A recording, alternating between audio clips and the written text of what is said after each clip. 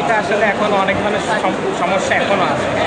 এটা আপনি যখন ধরেন সাপোজ একটা কোয়েশ্চেন, যেটা হচ্ছে যে আপনি দীর্ঘ 16 দিন বন্ধ রাখার পর আপনি যখন ভোট গ্রহণটা করবেন, এই 16 দিন আপনার কাছে আমি পৌঁছাবো কীভাবে? যে আমি একজন প্রার্থী হিসেবে করেন আমি যখন দাঁড়াচ্ছি, আপনি তো থাকতেছেন না, শিক্ষার্থী থাকতেছে, আমি যার কাছ থেকে ভোটটা নিব, আসলে এটা তো আসলে কীভাবে যৌক্তিকতা কীভাবে, মানে এটা আসলে জাস্ট খালি বলে দিলাম, পাঠ করে দিলাম, এটা আসলে দিন শেষে আসলে কোনো ধরনের তফসিল ঘোষণা হয় না। আর প্রশ্নগুলো তো আপনার ভিতরে ছিল, আপনারা দেখলেন তো প্রশ্ন গ্রহণগুলো ওভাবে হয়নি। গঠনতন্ত্রের ত্রুটি রেখে আপনি কীভাবে আসলে একটা তফসিল দিতে পারেন, এটাও আসলে জানেন।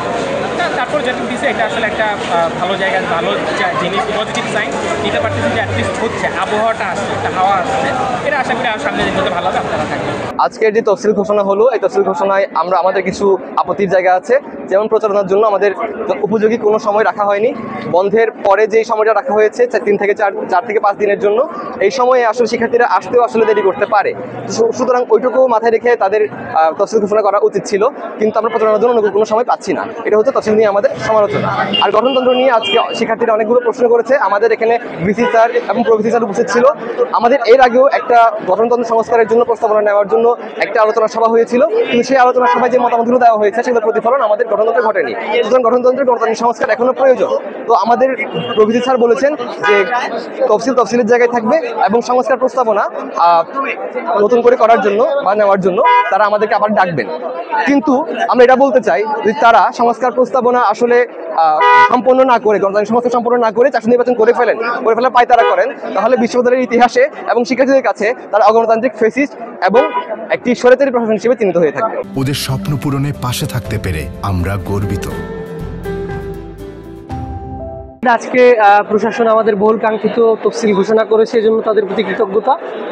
কিন্তু এখানে বড় একটা ব্যাপার, যেটা আমরা গঠনতন্ত্রের ব্যাপারে আগেও দাবি করেছি এবং লেভেল প্লেইং ফিল্ডের জন্য প্রশাসনিক নিরপেক্ষতার যে ব্যাপার আছে, আপনারা যদি খেয়াল করেন এখানে ছাত্রদল এবং ছাত্র শিবিরের পরস্পরের যেই একজনের প্রতি আরেকজনের অভিযোগ, তাদের কথা শুনলে মনে হয় যে কেউ লেভেল প্লেইং ফিল্ড চায় না, আরেক দল নির্বাচন চায় না।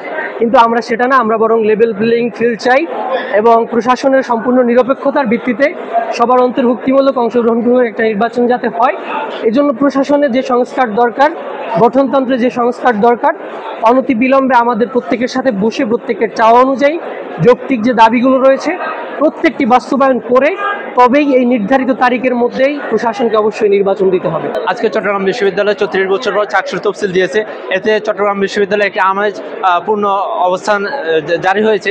আমরা দেখতে পাচ্ছি আমাদের যে প্রশাসন যে গঠনতন্ত্র দিয়েছে তার মধ্যে কিছু অসঙ্গতি আছে। আমরা প্রশাসনের নিকট সেটা আশা রাখি যে প্রশাসন অতি দ্রুত এই গঠনতন্ত্রের সকল অসঙ্গতি দূর করে নির্বাচনের একটি সুন্দর পরিবেশ তৈরি করবেন এবং সকল ছাত্র সংগঠনগুলোর মধ্যে সমানভাবে সবার সাথে আচরণ করে একটি 36 বছর পরে একটি শান্তিপূর্ণ একটি চাকসু ইলেকশন হবে ইনশাল্লাহ। পক্ষকে জিতানোর জন্য একটা পায়তারা করছে। গঠনতন্ত্রের সকল পক্ষের যা মতামত ছিল, কোনো মতামতকে এখানে রাখা হয়নি, কোনো জায়গা দেওয়া হয়নি, সকল কিছু বেঁচে গেছে। আমরা এটা সিদ্ধান্ত নিব, আমরা নির্বাচন অবশ্যই যাবো। নির্বাচন আমাদের জন্য প্রত্যেকের শিক্ষার্থীর দাবি, অর্থাৎ নির্বাচনে আমরা যাবো, নির্বাচন গঠনতন্ত্র আমরা চেঞ্জ করে যাবো, এটা আমাদের নির্বাচন কমিশন যারাই আছে তারা পক্ষপাতমূলক একটা আচরণ করছে, এটা আমাদের মতামত। আজকে চট্টগ্রাম বিশ্ববিদ্যালয় 34 বছর পর চাকসুর তফসিল দিয়েছে। এতে চট্টগ্রাম বিশ্ববিদ্যালয়ে একটি আমেজ পূর্ণ অবস্থান জারি হয়েছে।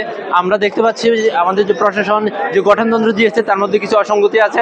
আমরা প্রশাসনের নিকট সেটা আশা রাখি যে প্রশাসন অতি দ্রুত এই গঠনতন্ত্রের সকল অসঙ্গতি দূর করে নির্বাচনের একটি সুন্দর পরিবেশ তৈরি করবেন এবং সকল ছাত্র সংগঠনগুলোর মধ্যে সমানভাবে সবার সাথে আচরণ করে একটি 36 বছর পরে একটি শান্তিপূর্ণ একটি চাকসু ইলেকশন হবে ইনশাল্লাহ। আচ্ছা, 36 বছর পর আজকে যে চাকসুর তফসিল ঘোষণা হয়েছে, এটা আমাদের জন্য একটা সম্ভাবনা, কিন্তু ডেটটা মানে একটু পিছানোই, যে অক্টোবর। এবং আপনি যদি দেখেন বাংলাদেশের সবচেয়ে শেষে, আমি যেটা আগেও বলেছিলাম যে সব শেষে আমাদের চাকসু নির্বাচনটা হচ্ছে। চাকসু নির্বাচন যেখানে হয়তো 15 তারিখে হচ্ছে, সেখানে আমাদের হচ্ছে পরের মাসের 12 তারিখে।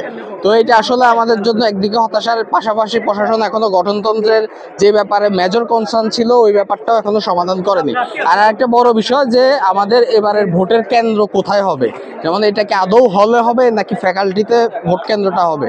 কজ আমাদের একটা কনসার্ন থাকে হলে যদি ভোট হয় সেখানে রানিং হলের কোনো একটা পলিটিক্যাল প্রেশারের কারণে কোনো ওইখানে বায়াসনেসটা ক্রিয়েট হতে পারে কিনা বা কতটা ফেয়ার হতে পারবে হলে, এইটা একটা কোশ্চেন থেকে যায়। তো এই ব্যাপারগুলো কোথায় নির্বাচন কেন্দ্র কোথায় হবে এই ব্যাপারটাও প্রশাসন থেকে আমরা আশা করেছিলাম ক্লিয়ার হবে, যে বিষয়টা আমরা প্রশাসন থেকে পাইনি। বাট আমরা আশা করি খুব শীঘ্রই গঠনতন্ত্রের সংস্কার এবং ওভারঅল ব্যাপারটায় প্রশাসন আমাদেরকে দ্রুত একটা ফিডব্যাক জানাবে।